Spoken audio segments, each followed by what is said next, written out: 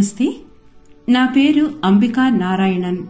నేను యుఏఈలోని అబుదాబిలో నివసిస్తున్నాను. జులై నెలలో నా కుటుంబం మొత్తం ఎన్ఆర్ఐ భక్తుల కోసం ప్రత్యేకంగా నిర్వహించిన సహస్రనామ హోమాకు హాజరు కావడానికి భారతదేశానికి వచ్చింది. మేమందరం హోమాలో లోతైన విశ్వాసము, భక్తితో పాల్గొన్నాము. ఇది ఒక అందమైన ఆధ్యాత్మిక అనుభవం. మేము ఈ ప్రక్రియ అంతటా దైవంతో బలమైన సంబంధాన్ని అనుభవించాము.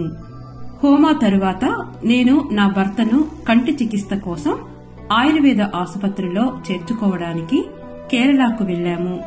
అతను గత 28 సంవత్సరాలుగా డయాబెటిక్ తో ఉన్నారు. అతని రక్తంలో చక్కెర ఎక్కువగా అదుపులో ఉన్నప్పటికీ అతను ఇటీవల తన కళ్లకు లేజర్ ప్రక్రియ చేయించుకున్నారు. ఇది వాపుకి కారణమైంది మరియు అతని దృష్టిని ప్రభావితం చేసింది. సరైన చికిత్స సంరక్షణ కోసం 10 రోజులు అడ్మిట్ అయ్యే అవసరం ఉందని వైద్యులు సలహా ఇచ్చారు. మేము అంతకాలం ఆసుపత్రిలో ఉండడానికి సిద్దంగా లేము. మేము, మా కొడుకు దీపక్ మరియు నా వృద్ధ తల్లిదండ్రులు కేరళకు వచ్చి మాకు మద్దతు ఇవ్వమని అభ్యర్థించాము. వారు అంగీకరించి కారులో తమ ప్రయాణాన్ని ప్రారంభించారు. జులై 22న దీపక్ కారు నడుపుతున్నాడు. వర్షం చాలా ఎక్కువగా పడుతుంది.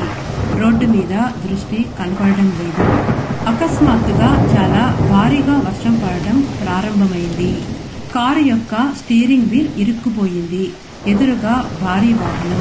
ఇది చాలా భయానక పరిస్థితి మరియు తీవ్రమైన ప్రమాదానికి దారితీసింది. ఆ క్లిష్టమైన క్షణంలో దీపక్ వెంటనే తల వంచి మానసికంగా పరంకరుణ జ్యోతిని వేడుకున్నాడు. రక్షణ కోసం అమ్మా భగవానుని పిలిచాడు.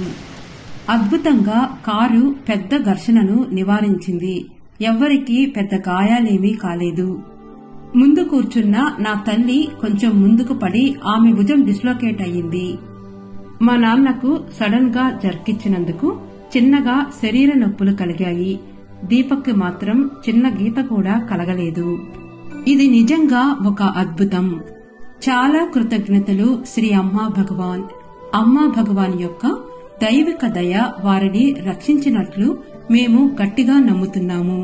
పరం కరుణ జ్యోతి సరైన సమయంలో స్టీరింగ్ వీల్ పై నియంత్రణ సాధించినట్లు మరియు వారి ప్రాణాలను కాపాడినట్లు అనిపించింది. ఈ అనుభవం శ్రీ అమ్మా భగవాన్ ఎల్లప్పుడూ మమ్మల్ని ఎలా చూస్తున్నారో మరియు ఊహించని క్షణాల్లో కూడా మమ్మల్ని ఎలా రక్షిస్తున్నారో మాకు గుర్తు చేసింది. మా జీవితంలో ఈ దైవిక ఉనికికి నేను ఎప్పటికీ కృతజ్ఞతతో ఉంటాను.